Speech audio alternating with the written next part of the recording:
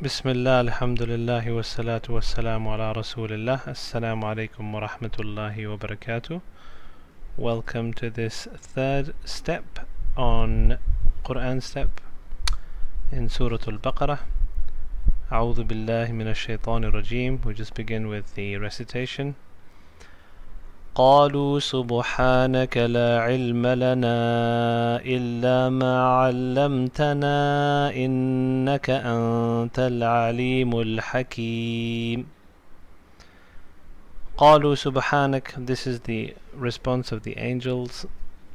They said, exalted are you, referring to Allah subhanahu wa ta'ala. لا علم لنا إلا ما علمتنا. We have no knowledge except what ma allamta you have taught na us, except what you have taught us. And now we'll go to the final part of this ayah. It says the final tail statement of the malaika, innaka, indeed you, anta, again emphasis, indeed it is you. Who is what are you? Al-Alim, the knowing, Al-Hakim, the wise. So let's look at this order of the word Alim and Al-Hakim. So the angels put the word Al-Alim in their response before the word Al-Hakim, and the commentators, ulama here, point out the following. وَقُدِّمَ الْوَصْفُ بِالْعِلْمِ عَلَى الْوَصْفِ بِالْحِكْمَةِ. So they have placed the word Alim when referring to Allah before the word Hakim, لِيَكُونَ, so that وصفه بالعلم متصلا بنفيهم عن أنفسهم في قولهم لا علم لنا إلا ما علمتنا. What they're doing is they're highlighting the difference between their state of affairs, لا علم لنا, we have no knowledge, and Allah subhanahu wa ta'ala is Al-Alim, the fully knowing one. So it's almost to emphasize the gap in their knowledge. Subhanallah.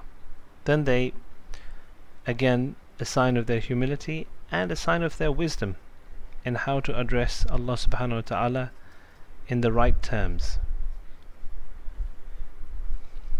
Right, what does the word Al-Hakim mean?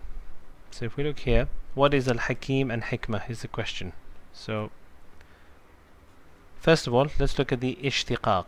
In other words, where does the word actually come from? So you can see the root letters are ha, kaf, and mim. So they say, وَأَصْلُ أَحْكَمْتُ فِي اللُّغَةِ مَنَعْتُ. The root meaning of the word hikmah comes from ahkama, which literally means to stop. Mana'tu, mana'a, to stop something, to prevent something. They say it's mushtaq, derived, min ahkama shay'a, if you were to ahkam a thing, إذا أتقنه وخلصه من الخلل والفساد. You made it perfect and you removed from it every khalal, defect, or fasad, or anything that's going wrong. So you prevented things from coming inside that thing. ومنه, and another usage, حكمة الدابة. So you see the word here, حكمة. الدابة literally means animal, and حكمة is the bit. So what is the bit? So let's read what it says. وهي حديدة, it's a piece of metal, تجعل في فمها, which is placed inside the mouth of the horse. So you can just see the end on bit. It's not the circle here, it's this slight end on thing here. That is the bit of the horse. It's placed in its mouth, تمنعها من اختلاف سيرها, so that you prevent the horse from going or running in the wrong direction. So subhanallah, the Arabic language is actually just amazing in its connections. ويقال, it's also said, أحكم فلانا أي أمنعه من فعل كذا. أحكم, somebody, فلان, somebody. If you were to أحكم somebody, that means أمنعه من فعل كذا, you stop him from doing something. And there's a very nice line of poetry that's worth sharing. Here's a poet and he says, أبني حنيفة أحكموا سفهاءكم إني أخاف عليكم أن أغضب. This man is addressing the tribe of Bani Hanifa, and this was one of the ancient Arab tribes that lived in a place called Yamama. And this is Yamama, which is in modern day central Saudi Arabia or Riyadh region. So he's saying here in Arabic poetry means ya. He's addressing the tribe. Oh Bani Hanifa, Bani Hanifa, ahkimu sufahakum. He says, stop your foolish people. Okay, so he's telling the tribes, warning them, stop them. Otherwise, inni akhafu alaykum. Otherwise, I'm afraid that for you, what is he afraid of? An aghdaba, that I will become angry. If you don't stop the foolish behavior of your foolish young men, then I will become angry. What would he do if he becomes angry? He says, Abani Hanifata. He says, oh Bani Hanifa, innani in ahjukum. If I were to start lampooning you,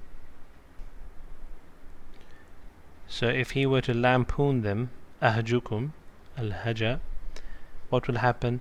Ada'il Yamama, I will leave Yamama. I will leave Yamama, the place you live in such a state. La tuwari, it will not cover arnaba, even a small thing like a rabbit. In other words, I will expose all your faults. Even the tiny thing like a rabbit will be exposed. There is no hiding place from my satire. Subhanallah. So, why is a leader, a ruler, called a hakim in Arabic? وَسُمِّيَ الْحَاكِمُ حَاكِمًا. The hakim is called a hakim لِأَنَّهُ يَمْنَعُهُ مِنَ الظُّلْمِ وَالزَّيْغِ, because his hikmah stops oppression and zayg, going away from the truth. So you get this idea in the word. Hikmah is the concept of stopping yourself from doing something which is wrong, and hence we get the meaning of the word hikmah, and that is described as, or defined as, وضع الشيء في موضعه اللائق به, to place وضع الشيء, something, في موضعه, in a position, اللائق به, that is suitable or perfect for it. Just like a hand fitting a glove. You shouldn't put your gloves on your feet as socks, because they don't fit. That's not an appropriate place. So the appropriate place for a glove is your hand, because each part of the glove is for each finger with the right length, and it has a purpose. So that is hikmah. Al-Hakim, and that's the name of Allah subhanahu wa ta'ala here. Al-Hakim, man lahu al-hikmah at-tamma, is a person who has hikmah, or a being who has hikmah, wisdom, that is tam, complete. So to understand the completeness of Allah subhanahu wa ta'ala's wisdom, the ulama talk about the shumuliyatu hikmatillah, the comprehensiveness of the wisdom of Allah. So some very nice statements for us to reflect over.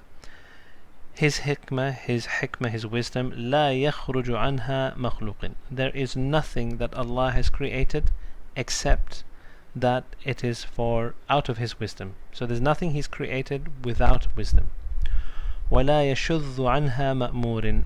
And there is no command He gives that is outside of wisdom. Everything He does, everything, even if it's a tiny particle of dust floating in the sky, in the ionosphere, or a piece of a seed buried deep inside layers of sand, it's there for a hikmah. Subhanallah. فَمَا خَلَقَ شَيْءٍ إِلَّا لِحِكْمَةٍ. He has not created anything except for wisdom.